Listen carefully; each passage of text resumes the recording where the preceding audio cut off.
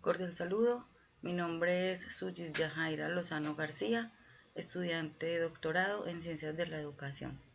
Hoy quiero contarles un poco acerca del proceso de planificación de un proyecto educativo. En las instituciones educativas, al igual que en todas las empresas, se hace necesario llevar a cabo procesos de planificación que permitan lograr lo que se estipula dentro de las políticas y el horizonte institucional. Para esto, es necesario vincular a toda la comunidad educativa al proceso y así garantizar más y mejores resultados.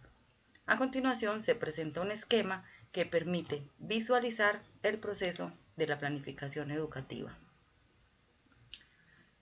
Para llevar a cabo un proceso de planificación educativa se requieren distintas fases.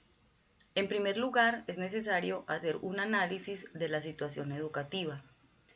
Para hacer este análisis se debe realizar un diagnóstico completo de la institución. Ese diagnóstico debe contener inicialmente una caracterización.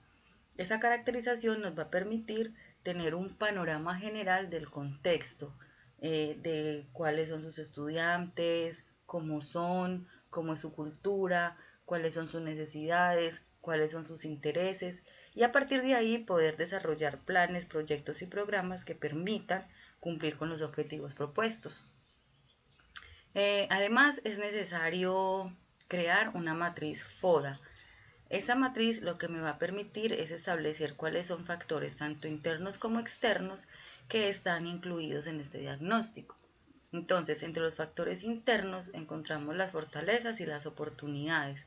Entendidas las fortalezas como todas aquellas que tiene la institución y que se pueden utilizar en pro del mejoramiento. Las oportunidades, entonces, son esos aspectos que son susceptibles de poderse mejorar y que también van en pro del mejoramiento institucional. En cuanto a los factores externos, cuáles serían entonces las debilidades y las amenazas que podrían convertirse en un obstáculo para llevar a cabo el proceso de planificación en busca de la consecución de los objetivos. Una vez se tenga establecido ese diagnóstico, se entra entonces a establecer prioridades.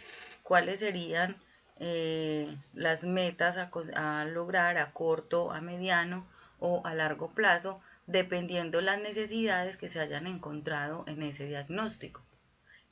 Además, es necesario hacer una visión retrospectiva a los resultados que se tienen o que se hayan tenido en planeaciones anteriores.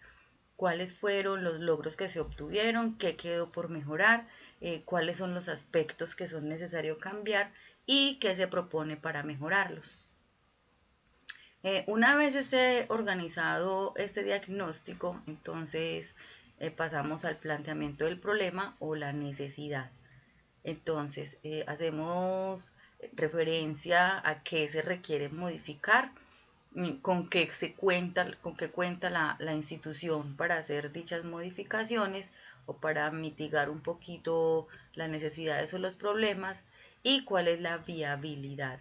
Entonces, eso como punto de partida para empezar a buscar alternativas de solución. Esas alternativas de solución pueden estar entonces direccionadas a planes de sostenimiento, planes de mejora y los planes operativos. Los planes de sostenimiento que se dan cuando encontramos que en la institución hay cosas que están marchando como deberían. Los planes de mejora, cuando nos damos cuenta que en la institución es necesario cambiar algunas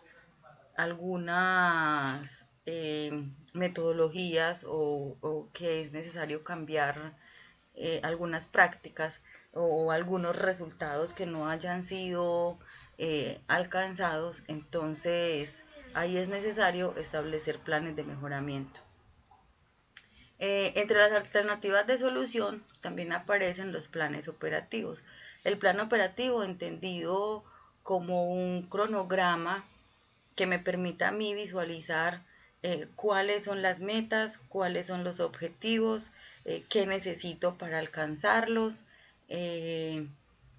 quién van a ser los responsables, en cuánto tiempo lo voy a realizar y a partir de ahí brindar alternativas de solución a las necesidades que encontré una vez hecho ese diagnóstico. Seguidamente, entonces viene el planteamiento de metas y objetivos. Esas metas y esos objetivos deben ser coherentes, eficaces, medibles y alcanzables. Tienen que ir en pro de la viabilidad que tenga la institución y de los recursos con que ésta cuente. Además, cuando se vayan a proponer las metas y los objetivos, se deben establecer cuáles van a ser los tiempos, cuáles voy a resolver a corto plazo, cuáles a mediano plazo y cuáles a largo plazo. Una vez tenga el planteamiento de los objetivos, entonces, ¿cuáles son las estrategias que voy a tener en cuenta para lograr esos objetivos y para lograr esas metas? Esas estrategias deben contener unos aspectos muy importantes.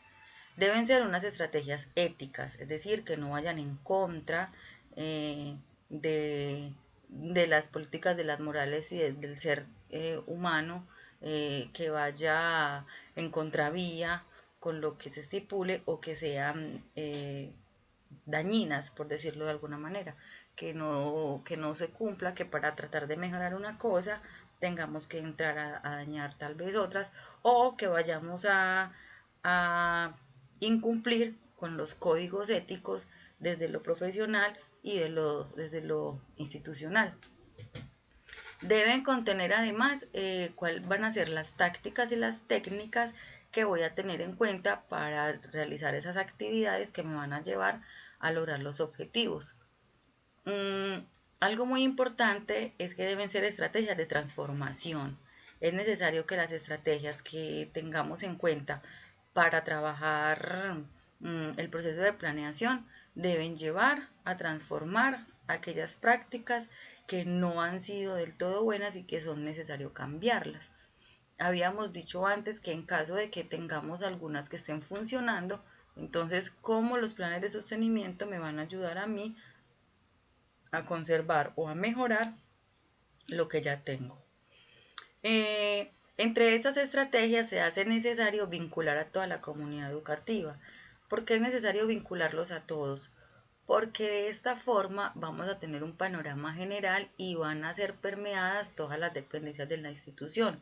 Entonces, es necesario tener en cuenta a los estudiantes, a los padres de familia y a todos los que hacen parte activa de la institución, docentes, directivos, administrativos, todo lo que esté en pro de lograr los objetivos del sistema de educación.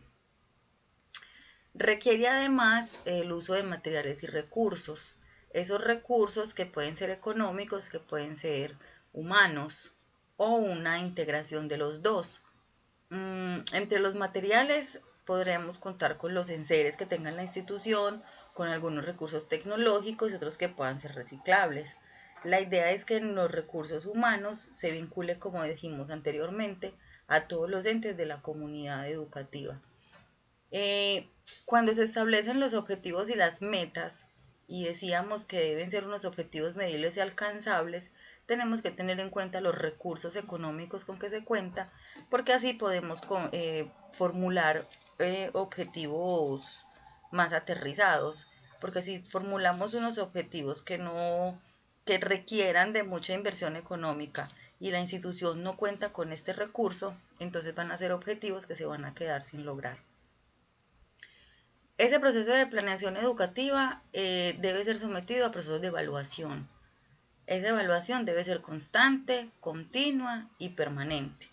Debe ser una planeación, la planeación puede ser flexible de tal forma de que a medida de que se vayan generando algunas necesidades, se puedan ir modificando y se puedan ir agregando nuevas estrategias, agregando nuevos objetivos para que no se nos vaya a quedar de pronto alguna necesidad sin tener en cuenta. Acá en esta última parte, entonces habla de los responsables. Esos responsables deben quedar bien determinados para que luego no vaya a haber ninguna ningún trauma en el desarrollo de las actividades. Entonces, bueno, ¿quiénes se van a responsabilizar de ejecutar X o Y actividad? ¿En qué tiempo? ¿Con qué recurso? ¿Bajo qué estrategias? ¿Para lograr qué objetivos?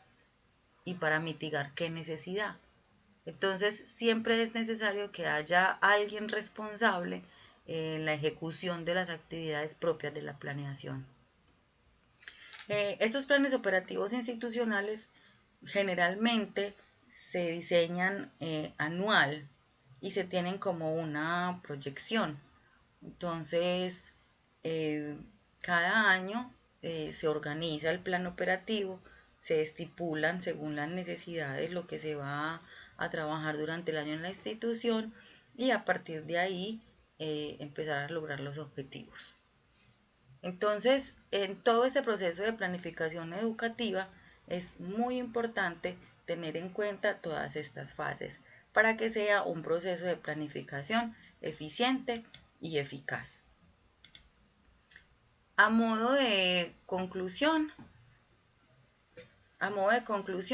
la planificación brinda elementos claves para el desarrollo de actividades y proyectos que vayan en pro del mejoramiento de la calidad y a su vez permite la vinculación de todos los agentes del proceso, garantizando así que todas las dependencias sean tenidas en cuenta.